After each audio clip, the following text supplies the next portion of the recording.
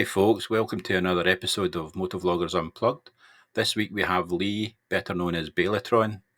Let's go and meet him now. Lee, how you doing, mate? Great to have you here. All good, buddy. Thanks for having me on, Graham. Great, thanks for coming on. Well, we just get straight into it. Why not? Let's do it. Yeah, let's do that then. First question. How many times have you forgotten your towel after a moto camp? I knew that was coming up. I've got a habit of leaving them on fences, believe it or not. That was quite funny. You had to go back and get it. Yeah, I did.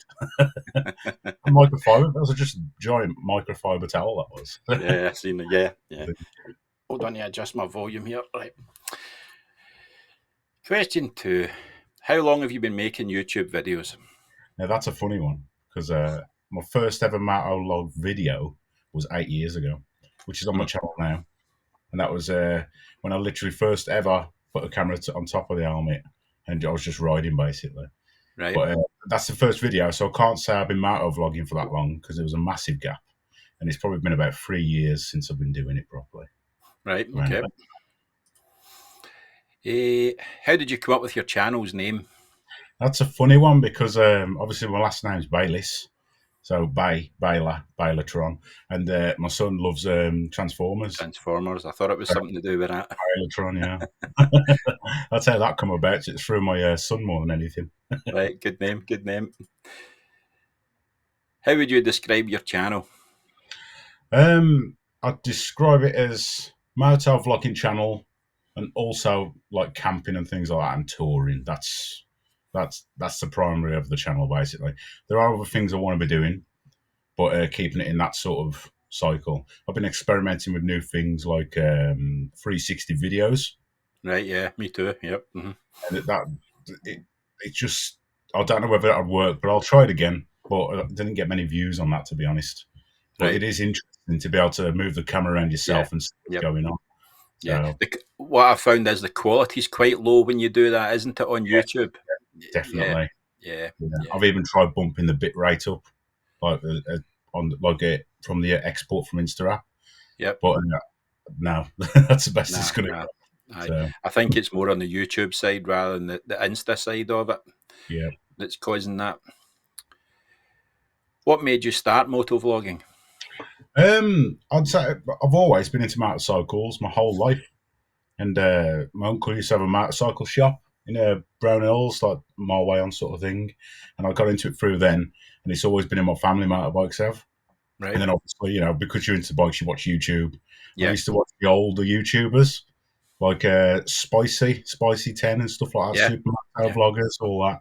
And that's when I first thought, I'd have a go at this, because I enjoyed like playing with cameras and stuff like that. It's a hobby, really.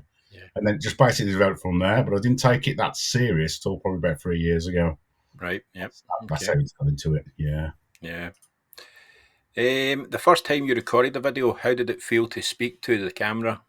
I didn't. If you look at the first ever video, there's not one word in it. But it takes a while, that does, I think, to be able to talk to the camera. Yeah. It's an odd one. I mean, like, you do become used to it, but you do put a persona on that. But the best way I can describe it is I feel more comfortable now talking to a camera than I do a person, if that makes sense. That's it, really. Now, the cameras don't talk back, do they? That's it. Yeah, no answering back. Yeah. I say this all the time, but I still find it weird talking to a camera. Yeah. But especially if there's other people around. See, if there's other people around, it's weird. Yeah. I do get it. Yeah, especially when you're in a crowd. Yeah, definitely. Yeah. Definitely. How do you deal with negative comments or criticism on your channel? To be honest, I don't really get that many. No. I've had a few negative comments, and at first I took them to heart, if that makes sense. I was like, what is he saying that for? Why is he being so funny about this? La, la, la, la, la. And then I just ended up just putting thumbs up to them now. That's it. Because I try not to rise to it anymore. Because I've had a few in the past, but ever since I start putting the thumbs up, they just stop. And that's it. So, kill them with kindness. That's it. Just a thumbs up. That'll do. Yeah. What brand of cameras and microphones are you currently using? Well, I'm on the dark side, so I've got the GoPros. So Right. our hero, my oldest one was the 8, which I put anywhere on the bike. Then I've got the Hero 11, which is the helmet cam. I've got the Insta360, which I have wireless road mics to that into the helmet. Right. And the drone, what I've just had off Peaky Lad, which I've just smashed up. So it's in the shop now. Oh, what happened? I went straight into a tree. It just obliterated the gimbal. Gone. uh, that'll cost you. Oh, yes. Yeah. So you use your voice through the 360 rather than the chin helmet. Yeah, I do now, but I used to go through the GoPro. All right. Okay. But on the GoPros, I don't know if you know, there's no dB settings. Right. Yes. So basically, I'm going through the Insta because you can change all that. Right. So it's all wireless, so I can take the camera off the helmet and still like talk and Yeah. stuff like that to the Insta 360 camera. Basically, it's Yeah. just I've only just started doing that, but I think it's going to improve the audio a lot more. Yeah. Plus your GoPro's waterproof then as well, isn't it? Because you've not got a mic in it. Good idea. Yeah. The only trouble is the 360 camera isn't waterproof when I've got the The wireless road. setup on it. Yeah. Mm-hmm. So that's the Well. only trouble I'm dealing with. Yeah. Yeah. Do you film in full auto, or do you change any of the settings of the cameras? I don't really change the settings of the cameras now. I just do auto now. I have tried in the past. I've even done it recorded in RAW, like to put color grading in afterwards. Yep. But I find it easy just do it in auto and still Yeah. color grade it. Yeah. So you can still tweak it. So Yeah. I'll do that now, basically. Yeah, that's pretty much what I do as well now. I tried experimenting with RAW and all that, but it just makes life harder when you're trying to edit everything, you know. Oh, it So does, yeah, 100% agree. yeah, definitely. Mm-hmm.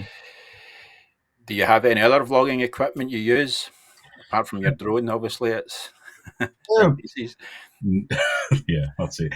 But just the phone, really. That's it. That all the cameras I use is what I've said, and the phone. That is all I ever use. Yeah. That is it. Obviously, like having a setup for indoors, I just use what I've already got, and that's it, really.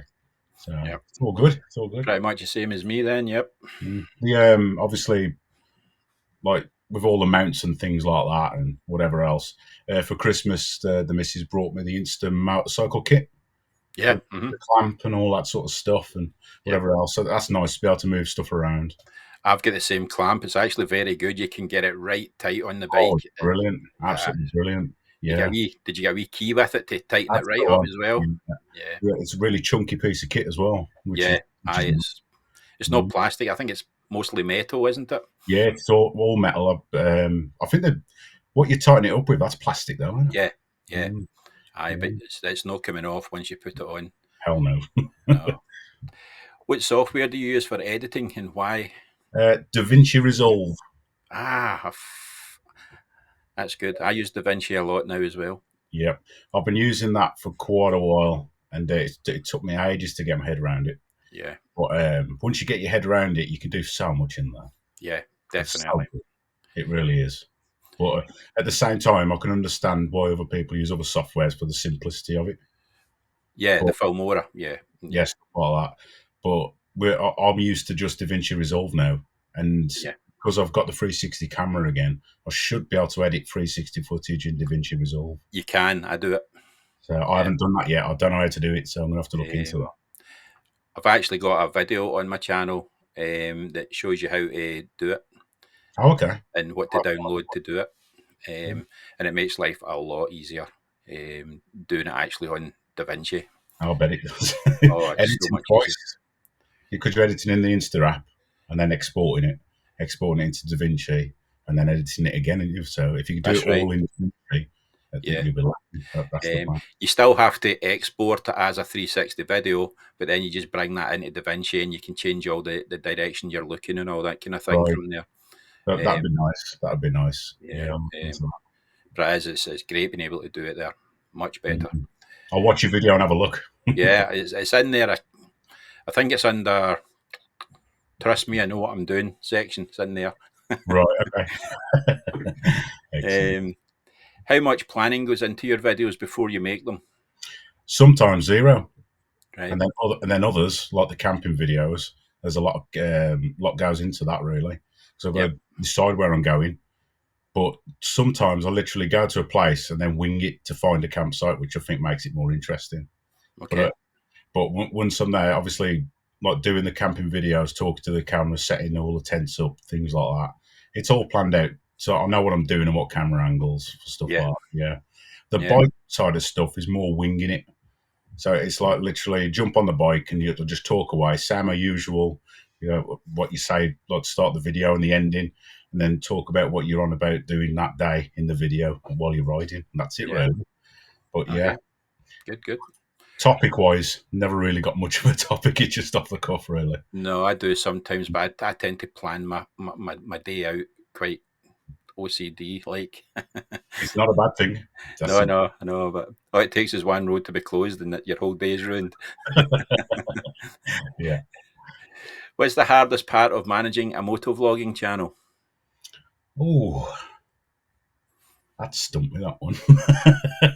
Hardest part of managing a moto vlogging channel.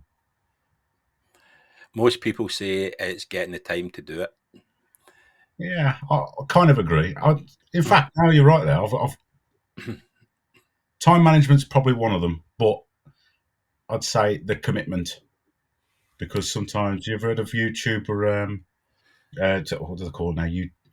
What's it called? YouTuber burnout. Burnout, yeah, Yeah. yeah, So after I've had that, and I know what it is now. So it's basically you just do so much, and then all of a sudden, boof, you're like, oh god, and it becomes yeah, a chore yeah. and stuff It's like it's for me. It's basically you can be out for say 3-4 hours, but people don't realise. Well, most people that watch this will realise it, but other people don't realise you can spend as long or longer editing it. that.